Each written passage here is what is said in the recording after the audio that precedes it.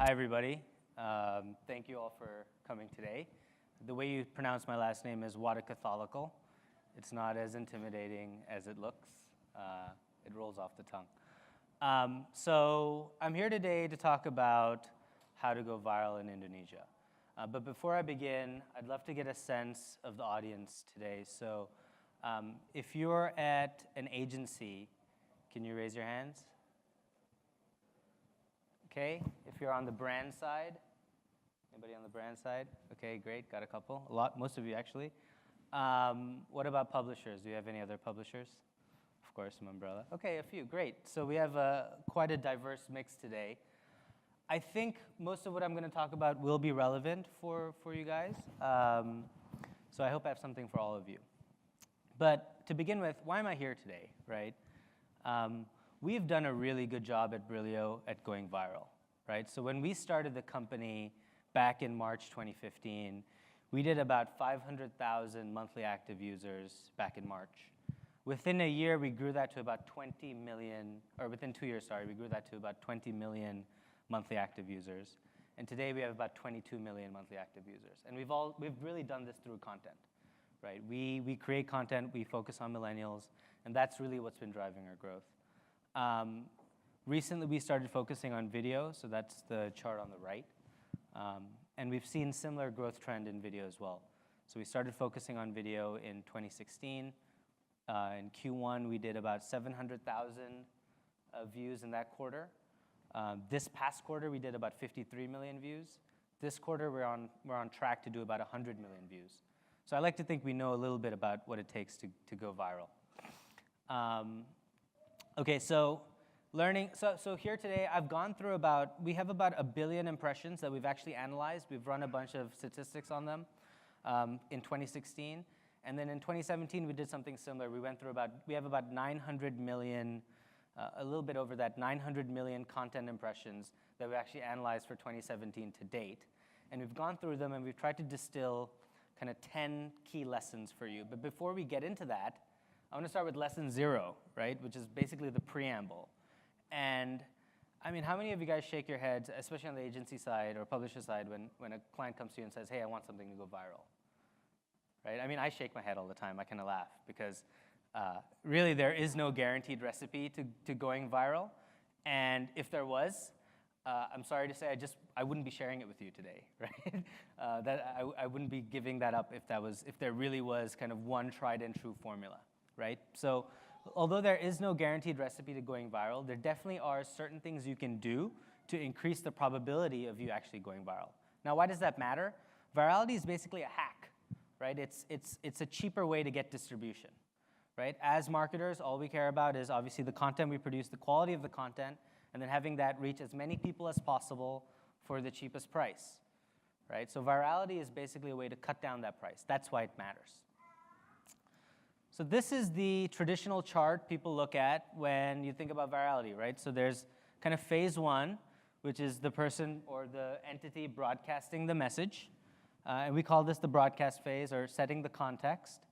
And then once you broadcast the initial message to your initial group, that message then gets propagated and it gets spread to other groups, right? And each kind of layer is a generation, right? So when we think about virality, we think about 2 factors. We think about the time or kind of how many generations that message passes through, and we think about the spread. So each generation, how many new people are we spreading that information to? Those are the 2 key factors we're looking at. When we think about content, a lot of people have written about how do you customize your content so that it's really successful in this phase 2 part, right? Once you get the message across, how do you convince other people to share that message? A lot of people have talked about that. I'll talk about that too today, but I also want to focus on this part, right, which is that initial group that you send your message to. We believe that this is actually as important, if not more important than the second part. Because the wider it is, the wider group that you can broadcast your initial message to, the higher probability you have of your content actually going viral and spreading viral, right? So let's start with the first lesson.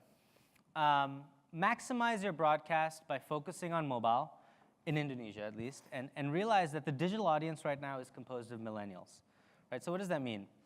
I'm sure you've seen this slide before. A lot of people talk about how mobile is growing, it's dominant. But let me tell you, I'm shocked by the number of times that people or clients that we work with still prioritize the desktop experience. The fact is, if you look at our data, for example, in terms of percentage of traffic, 90% of our traffic came from mobile in 2016, all right? In 2017 to date, almost 95% of our traffic is coming from mobile. So mobile traffic is actually increasing for us. It's increasing by about, over the same period of time, by about 20%. Desktop, on the other hand, is actually declining, and it's declining at a fairly precipitous rate, right? So our desktop traffic has actually declined by close to 40%. Despite that, there's a natural temptation when you're creating content or creating a UI to prioritize the desktop experience. It's a bigger screen. You feel like there's more you can do with it. And there's a natural tendency to move that way. But you need to make a proactive effort to really shift that focus over from desktop to mobile. Because especially if you're a mass market, if you're targeting the mass market, mobile is how people are going to consume your content in Indonesia. So you've got to focus on mobile. The next part. If you're online in Indonesia, I don't care what your audience is, right? So I don't care if you are focused on an older audience, if you're focused on an extremely wealthy audience, it doesn't matter. If you're online, if you're doing any online marketing in Indonesia, the largest audience you're talking to by default are millennials. Okay, so there are two charts here. If you look at the chart on the right, it basically looks at the population pyramid of Indonesia. This is as of 2016, so the data is fairly current. If you look at the millennial segment, right, so people between the ages of, let's say, 34 to 14, let's say, that's actually the largest demographic segment in Indonesia. And interestingly enough, it will be the largest demographic segment of all time. There will never be another point in history where you'll have a cohort this large. Why? Because birth rates are declining, right? So the new generation is actually smaller than the previous generation. So this is a massive, massive generation. And as they age, it's going to become the most important generation in Indonesia, right? So millennials really matter. Now, if you map that to this chart and you look at, if you break out people by different age groups and you look at what proportion of them are online, you'll see that people who are online are heavily weighted towards being younger, right? So people between the ages of 14 to 17, about 81% of them are online. 18 to 24, about 77% of them are online. You see a small drop when you look at 25 to 34, about 51% of them are online. But when you look at 35 to 44, it drops significantly to 29%. 45 to 54, it drops to 15%. 55 and above, it drops to 6.9%. So if you map these two data sets, the picture that you get is of the 100 million people or so that are online in Indonesia, about 50 million or so are millennials, right? So if you are online, you're talking to millennials. So make sure that your message is crafted for millennials. All right, learning two, right? Lesson two, a multi-platform approach is critical if you want to reach the widest possible audience in Indonesia. Indonesia is sort of an interesting country because they're very loyal. Indonesians are very loyal to social platforms that they come to know and love, right? So think about Path. How many of you guys have used Path? Can I get a raise of hands? One person shaking their head. I used it for like 10 minutes, and then I deleted it. But many Indonesians didn't, right? So Path is the only market that Path really gained traction in and is still generating revenue in is Indonesia, right? Think about BBM. Same thing with BBM, right? BBM was eradicated from every other country in the world, but in Indonesia, it's still thriving. It's growing, and it's actually thriving, right? So Indonesia is a market where you can't just focus on the obvious players. You can't just focus on Facebook and Instagram and Twitter. You have to focus on these other platforms. So Facebook is important. I don't know if there's anyone from Facebook here. They're very important partners to us. But it doesn't dominate, right? So if you look at the 900 million page views we've done so far, actually Line, right? Line is the #1 source of traffic for us, right? So Line generates about 19.5%. And Line doesn't really do a great PR job about this. I mean, everyone thinks that, if you talk to anybody from Facebook, they'll always tell you, yeah, Indonesia is, a top 5 market pretty much for every metric that they track. But what you wouldn't know is for publishers and for people who are looking to distribute a message, right, spread your content, Line is critically important. Facebook's, of course, really important, but then we also have this third player, UC News, right, from Alibaba. So UC News is part of UC Browser. It is, I believe, the most popular browser now on Android phones in Indonesia, right? And it comes pre-installed into a lot of Android phones. So UC News is also a huge, huge source of traffic for us. So Facebook is important, but you cannot ignore the other players. Interestingly enough, for us, Twitter is actually a very, very, very small source of traffic. We do about 1% of our traffic from Twitter. We're not seeing a lot of growth there. But the other Indonesian, the local content aggregators are also starting to increase. So we have Babe, we have Baca, we have Kurio. These are local players in Indonesia that you may not have heard of. But if you're spreading content in Indonesia, if you're pushing out a content platform, these are platforms you need to be on. So you can reach your audience no matter where they're at. Now, when you think about content for these two, for platforms, there are two methodologies, right? So kind of the Western companies, right, the Facebooks, the Instagrams, the Twitters, they're algo-driven in terms of how your content surfaces, right? So when you're creating content, you really want to create something that has mass market appeal. Because the way their algorithm works is that the more people engage with the content, the more people read it, click on it, share it, like it, the more likely it is to pop up in other people's news feeds, and therefore the more likely it is for other people to read the content and for it to get propagated through the system. What a lot of people don't realize, though, is that when you look at Line and UC News and Kurio and these other platforms, there is an algorithmic element to it in terms of how content surfaces, but these guys all have editorial teams, right? So if you look at our content, if you look at Line, for example, where we have the data, 90%, almost 90% of our traffic from Line comes from the curated news pieces that have been picked by their editors, right?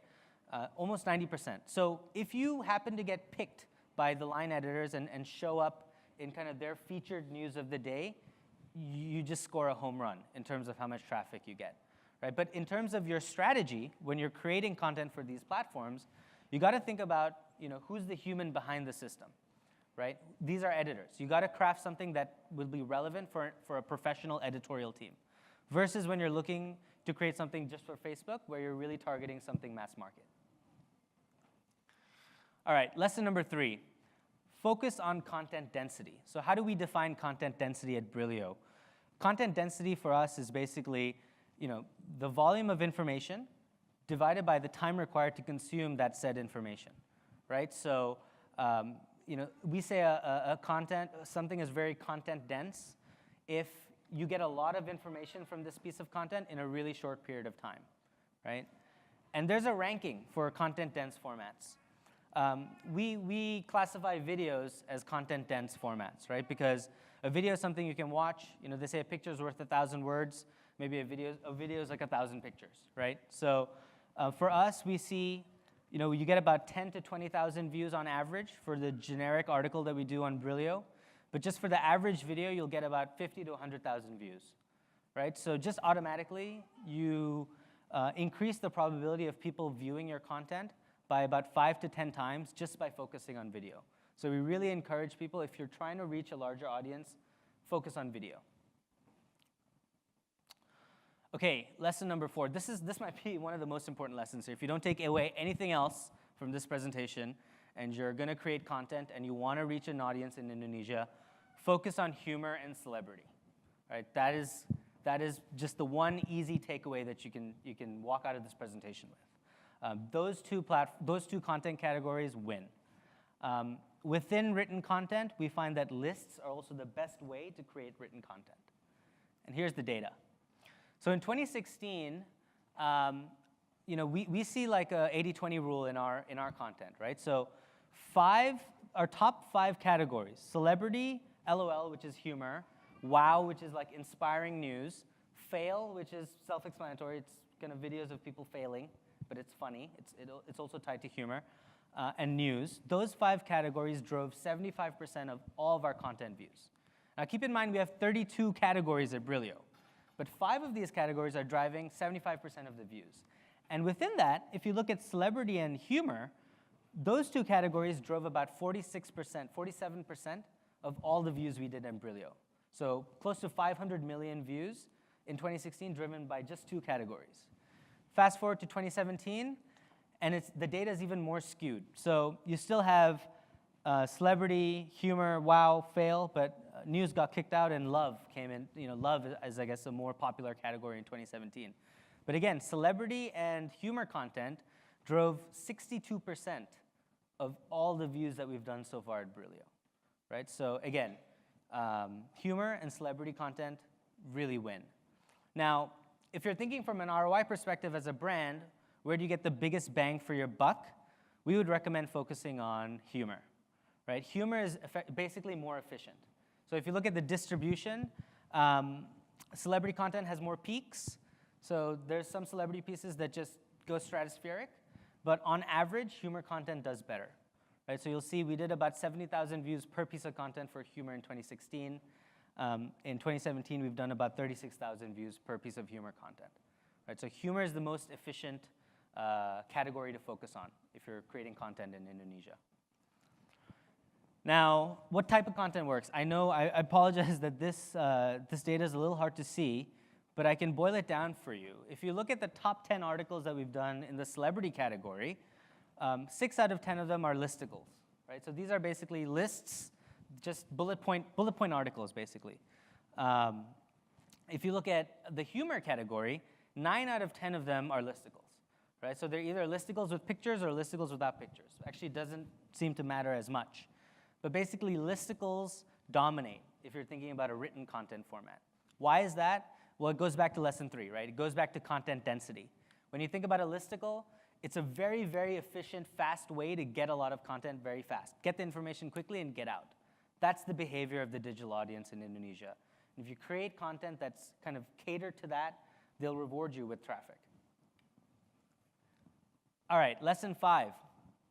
Not all shares are created equally. So there's a different kind of sharing efficiency depending on which category you're looking at. So share efficiency and audience preference, right? So what we did is we actually looked at all the shares that each category did, and we tried to identify how many views each share would get based on the category, right? So it's not so surprising, this list. So you have celebrity of humor. Our kind of 2 big hitters are here, obviously. If you look at celebrity, you're doing about 18 views per share. If you look at humor, you're doing about close to 17 views per share. Horror also does really well, right? But you also want to focus on the categories where, sure, you're going to push people to share, but make sure that the shares that they, when people are sharing, people are actually also viewing that content. Also, one caveat here, shares do not guarantee article performance, right? So this also, again, it depends on your objectives, but sometimes we've seen some weird trends where we'll have an article, for example, that will do 200,000 shares, and it'll only get about 180,000 views. Really weird. But basically what's happening there is that we've made the title kind of so descriptive enough that people just share the content, and people just need to read the title, right? People just want to know, just by reading the title, they understand what the content is, and they don't actually bother even clicking through. But because it's a catchy title, they just keep sharing, right? So sometimes you have that effect. But in general, it's a good proxy for views. The more shares you're getting, the more views you're going to get. Okay, lesson 6. Optimize for entry, processing, or engagement depending on your brand objectives. Okay, so at Brilio, we look at these 3 factors. And let me just define them for you. So entry is basically the probability that someone's actually going to click on the article and open the article. Processing is the probability that someone's actually going to read. So someone actually reading the article is processing. And engagement is what they do after. So engagement is whether they click like, whether they share, whether they kind of email it to their friends. Now, different platforms and different categories rank differently across these 3 metrics. And depending on what your objectives are, that's what you should pick your categories of content accordingly. So let's look at the platforms first, social media versus mobile versus desktop. If you look at entry and engagement, the trend is pretty similar. So if you look at Facebook, we just ran the study for Facebook. Facebook leads in terms of entry and engagement. So if you put if you put the same article on a desktop, on mobile, and on Facebook, people are more likely to click on that article on Facebook, followed by mobile, followed by desktop. Same thing for engagement. Once it's on Facebook, because of the UI, it's much easier to share. It's much easier to pass along to other people. So people are more likely to share and engage with the content on Facebook, followed by mobile, followed by desktop. But the interesting thing is in the middle here in terms of processing. So really got to ask yourself, what's your goal, right? If you're a niche brand, or maybe you're something that requires, you're selling a product or a service that requires deeper consideration, you need people to really pay attention. Perhaps desktop is where you should focus. Because on desktop, people are actually spending time to actually read through what you're writing versus these other platforms. Okay, now if you look at the different categories, each category, there's a different ranking for each category depending on if you're prioritizing entry, prioritizing them reading the content, or prioritizing them engaging with the content. So engagement is really what drives virality for us. So if you're just looking for maximum spread, you want to focus on these kind of content categories. And I mean, it's no coincidence that these categories basically match our most popular categories at Brilio, right? So celebrity, fail, humor, love, right? These are great categories to get people to engage with your content. If your objective is for them to actually read the content, well then it's a totally different group of categories, right? It's oddities, it's community news, it's music, it's economics, it's travel. If your goal is just to get them to open, again, another different set of categories. So really understand what your goal is and pick the content that you're going to create accordingly based on your goal. Now, if you look at platforms, there's also a difference, right? So the way we like to think about this at Brilio is we really look at what the client's kind of objective is, right? And for us, what we've noticed is that if you look at socioeconomic standing, there's kind of there's a gradient here. Folks who are active on desktop tend to be wealthier than folks, on average, than folks who are active on mobile. And they, in turn, tend to be wealthier than folks who are active on Facebook. So let's say you are you're selling a product that's sort of niche, right? You need people to understand what it is because there needs to be a lot of education for them to use the product. But you're targeting a low-income audience, right? So if you're focusing on that, obviously processing is your priority, and you'd look at Facebook, right? So health, music, travel, politics, sports, that's kind of the right kind of group for you. Let's say, on the other hand, you just care about going viral, right? You just care about going viral, you just care about your message being spread, and you're targeting a very wealthy audience, right? You're targeting, let's say you're I don't know, selling yachts, right? You're targeting a very, very rich, very premium audience. Well, then your focus is on engagement, right? And you're probably looking at these set of categories. You're probably targeting a desktop audience, right? So you're focusing on global news, celebrity shows up there, wow or inspiring news, personality news, and science, right? So really, depending on what your objectives are, there are ways to pick the right category so that you can achieve your objectives and get the best ROI on your content. Okay, lesson number 7. Drive improvement by optimizing length and using numbers. So, interestingly enough, numbers drive engagement, but actually they reduce processing, right? So there's a mistype here, but numbers drive engagement and they reduce processing. So when you have numbers in your article, if your goal is to get people to read the content, to actually open it and click through, if you have numbers in the article, they're less likely to do that, right? Interesting. I think maybe the fact that you're having numbers, I mean, our hypothesis is the fact that you have numbers probably conveys more information. It's a denser way. It's a denser content format, if you will. So you don't need as much, you don't really need to read the article to understand the gist of it. But it does drive engagement. So if your goal, again, is to increase engagement, use numbers, right? If you want to push shares, use numbers in your titles and in the content. The title length is only marginally significant. So it was statistically significant, but I think the impact was something like 5 views. At least for us on our data set, it changed it changed the likelihood of people viewing your content by like 5 to 10 views. Is a very small effect.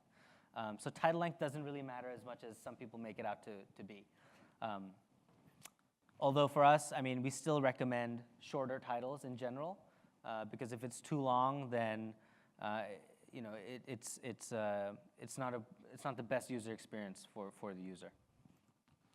Okay, lesson 8. Know your audience. I think this is kind of a no-brainer. It's a very obvious lesson, but really personalize your content for who your audience is. And this is one of the reasons that we've been able to do fairly well. So this is one of our most popular videos. We released it this year. I'm not going to play the video for you, but the story is there's this man, Mr. Joko Sucipto, who was sick and tired of, he lives in Java, and he was sick and tired of the dirty gutters. I don't know if you've been in Indonesia, but lots of dirty gutters in Indonesia. And he was sick and tired of it, and he just came up with the idea to use fish to clean his gutters. So he set up 2 wires to kind of block I think 15-meter span of the gutter outside of his house, and started putting fish in there. And the fish actually ended up eating all the garbage, and it became really beautiful. It became sort of a tourist attraction in the little village. So we actually sent our team. We found out about this guy. We were the first news outlet to break this story in Indonesia. We released a short video about it back on February 23rd. And within about 2 weeks, we got about 50,000 shares for this piece of content. Right? Because it's, again, it's inspiring news, but it's also very relevant to Indonesians. This is not something that would do well in Singapore or would do well in the US or other markets outside of Indonesia, but it's very, very relevant for Indonesians. So know your audience and make sure you're creating content for them. Okay, lesson number 9. Understand the limitations of sponsored content. So what do I mean by that? What about sponsored content, right? So just to begin with, we don't actually, so obviously sponsored content is our business, right? That is how we drive 100% of the revenue at Brilio. But that being said, about 95% of the content that we do is non-sponsored. That's just our organic content. But we noticed some interesting trends when we looked at the data for sponsored. So interestingly enough, if you're pushing sponsored content, the likelihood that people who click on that content are going to read that content is actually much higher. Right? That was interesting. I felt like that was a little counterintuitive. Sometimes we think that ads are intrusive, ads are annoying. If something's sponsored, it's not authentic, and we're not going to pay as much attention to it. But actually, it works the opposite way. Once you let the audience know that, hey, this is sponsored, you create a threshold. You kind of create a barrier to entry, right? And people who recognize that and are willing to click, those are really dedicated. Those are really dedicated readers, right? Those are really dedicated users. So those folks are much more likely to actually read your content. So processing actually goes up. Engagement, on the other hand, does suffer. So although people will click on it, people will read it, they're a lot less likely to share it. I think the common sense answer to this is that there's obviously a little bit of a stigma in terms of sharing ads. Some people feel like they may not be appropriate sometimes. But whatever the reason, we do see lower engagement in terms of sponsored content. But for entry, it's the same. So that was also a surprising statistic for us. The fact that a piece of content was sponsored didn't actually decrease the likelihood that somebody was going to click on that piece of content. Statistically, it didn't have an impact. Okay, lesson number 10, and the final lesson of the day, is really understand the strengths and weaknesses of every single video platform that you're using. Okay, so YouTube is obviously the big heavyweight in the region, in the world for video. But interestingly enough, for us, almost 75% of our traffic comes from the Facebook family of social networks, right? So Facebook drives about 53% of all of our views for video comes from Facebook. Another 25%, surprising, came from Instagram. So Instagram is actually the most efficient video platform for us, right? So Instagram, each video on Instagram tends to do really, really, really well, but we don't release as many. So that's why we get more views from Facebook. And only 1.4% came from YouTube, right? So YouTube is obviously a very, very crowded platform. If you're just starting off, if you're just building a content platform for your brand or for your client, it's going to be really hard and really expensive to build a big audience on YouTube.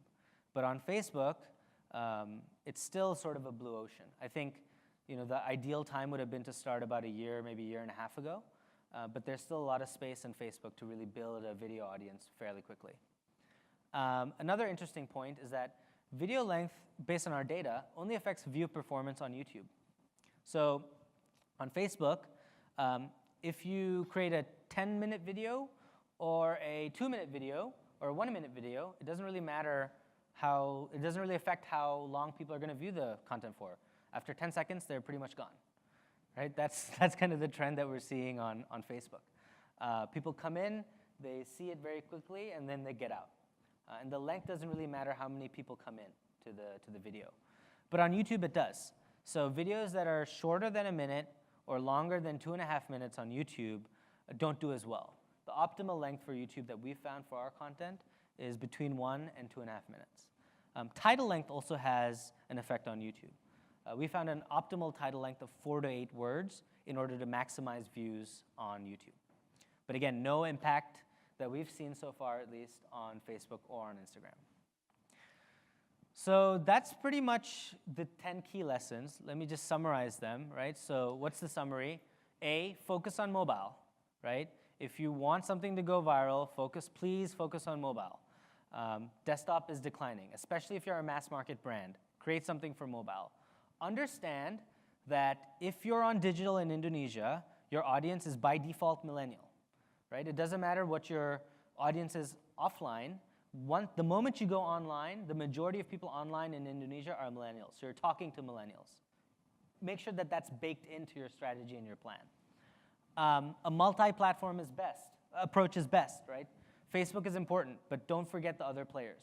Don't forget the local players. Don't forget guys like Line. Don't forget guys like UC News. Prioritize content density. If you have a choice, go for videos. If your goal is views, right? If you have a choice, move to videos.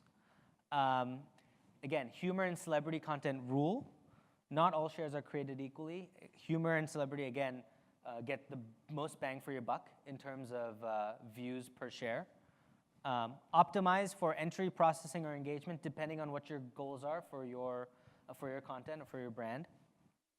Use numbers. Use numbers in the article. Again, this is for virality, right? So use numbers if you want people to engage more. Make sure the content is personalized for your audience. Don't underestimate or don't be disheartened if you're doing sponsored content and you're seeing people aren't engaging with them with that sponsored content as much, because they are reading it more. And finally, understand the strengths and weaknesses of the different video platforms you are working with, and remember that Facebook and Instagram are very, very, very powerful. So with that, thank you very much for your time. I appreciate it. If you want a copy of the presentation or kind of the underlying stats, feel free to shoot me an email. I'm at joe@brilio.net, and I'm happy to send it to you. Thank you.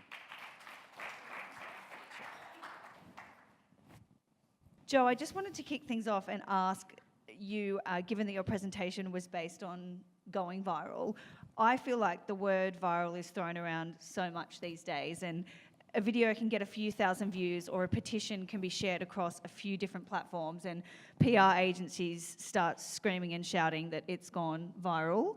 So how do you overcome that, and when can you actually cut through the crap and accurately claim viral status? Yeah, I think that's a great question. But I think it also, so for us, our internal threshold is 200,000 views, right, within a week. So we're saying there's a speed element to it, and there's kind of a minimum number. Obviously, there are degrees of virality, but if when we talk to a client, if you say, hey, if you're getting 200,000 views in a span of a week or 10 days max, we call that going viral. Yeah, that's kind of how we look at it at Brilio. And is there any questions from the crowd? Hi, great presentation. Shaha here from Control Shift. Trying to put together a few points that you have mentioned. So you mentioned that video is key. Facebook is big. Facebook, however, has a dropout rate of, well, after 10 seconds, basically they drop out. And you mentioned that's, well, it's not accurate, but there's a degree of correlation between shares and views. So taking especially the 10-second on Facebook into consideration, is there a correlation also between view completion and shares? No. So, I mean, we haven't seen that based on our data, right? So what we see is that the more that a content piece is actually shared, on a percentage basis, the view completion actually drops, right? So, so if you just look at the absolute number of view completion, it increases because obviously you're reaching more people, but the percentage just reduces because the more content is shared, the less likely it is to be relevant to more and more people. So in likes of Facebook, if people view only for 10 seconds, would that still have a tendency of people sharing it? Yeah, a lot of people do actually, because sometimes it's not even. I'm sure I've experienced this myself, right? There's a brief summary or there's kind of a headline that kind of explains, and there's a caption, so you kind of know what the content is about. And when you're sharing something, what you're doing is it's a easy way for you to signal your preferences, right? You don't have to write, hey, this is what I believe in, but by sharing, for example, let's say you're pro-Trump, right? Let's say then you share a lot of pro-Trump content because you're trying to signal to your community, these are my preferences, right? So sharing is not, I think people need to realize that sharing is not necessarily a function of the content, it's also a function of how people are, right? What their own internal preferences are. And that actually drives most of it. Because you can write something that's very relevant, very intelligent, but if it doesn't align with that person's kind of internal preferences and who they identify with, they're just not going to share it. Thanks. If anyone else has a question, there's one just there. Hi, thanks for a great presentation. This is Vikas from Mosaicon. My question is, how do you, do you consider virality just by organic views, or can sponsored content also go viral? Like, can a combination of organic and sponsored content go viral? Definitely can go viral. So what we always tell our brands or the clients that we work with is that paid is like gasoline, right? So, what you do is, so this is our strategy, right? What we do is we usually say, okay, first of all, you got to have a lottery approach to this because if you're just doing one piece of content, you can't expect one piece of content to go viral. I mean, if it does, you're lucky. But really, if you're looking to create viral content, you need to create a batch, let's say 10 pieces of content. And once you see something kind of gain a little bit of traction, we always encourage them to put money behind it. Because then it has like its own fire, and then you're just throwing, like the money is the gasoline, and it really helps it spread.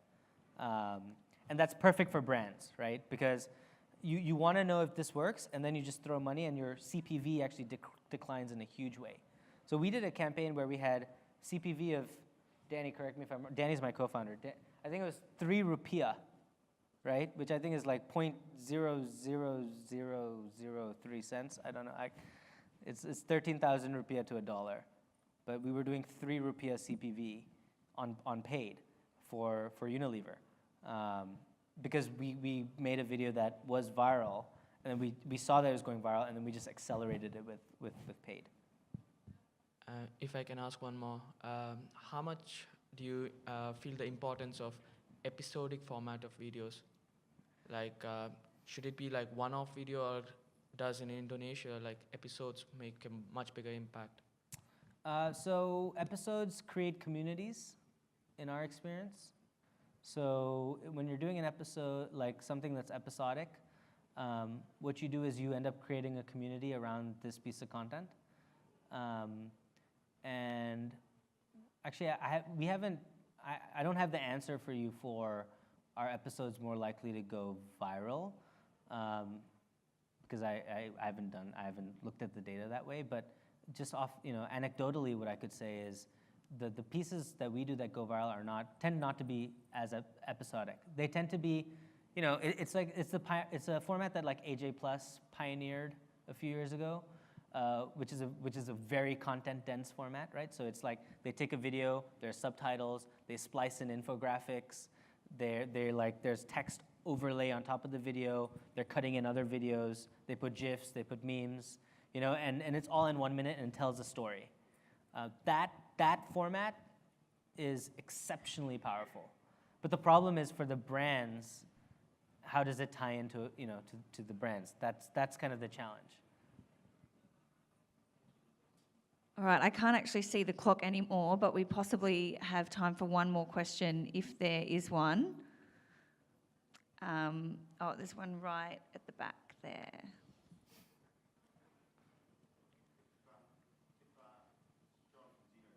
Hey.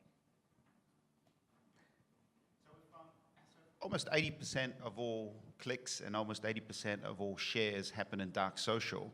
And obviously platforms like Facebook are getting the attribution for the entry point, say. How do you figure out the importance and power of things like mobile messaging as part of the ecosystem?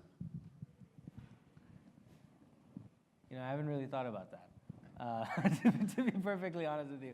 But what I could say, I can't really talk too much about dark social, but what I can talk about is in Indonesia, messaging and communities are extremely powerful, right? Again, why do people love Path? It's like, it's a thing that I think about a lot. And they love it because they can create these small communities where it's their exclusive friend group and they're sharing tons of stuff on those communities. I was meeting with Facebook and they mentioned that WhatsApp groups has been hugely successful in Indonesia, right? And I'm a member of like 8 WhatsApp groups. I have about 150 WhatsApp messages almost like every few hours because I'm getting all these messages. So content that is optimized for sharing on chat platforms, we found does really, really well. But the only platforms you can work on in Indonesia right now, you can't work on WhatsApp because WhatsApp you can kind of find hacks to work on WhatsApp, but it's harder to share on WhatsApp. But BBM, Line are 2 great platforms that we think are underutilized and really leverage chat. I hope that answers your question. All right, everyone, I have made a rookie error and left my notes on the table there, but from what I can remember, it's good news and it is lunchtime. So please, after this, make your way out to the expo area. There's a number of masterclasses on. There's also a debate, and I think we're reconvening at about 2 o'clock. So please check your app for all the information that I have forgotten to give you. In the meantime, please join me in thanking Joe. Thank you. Thank you.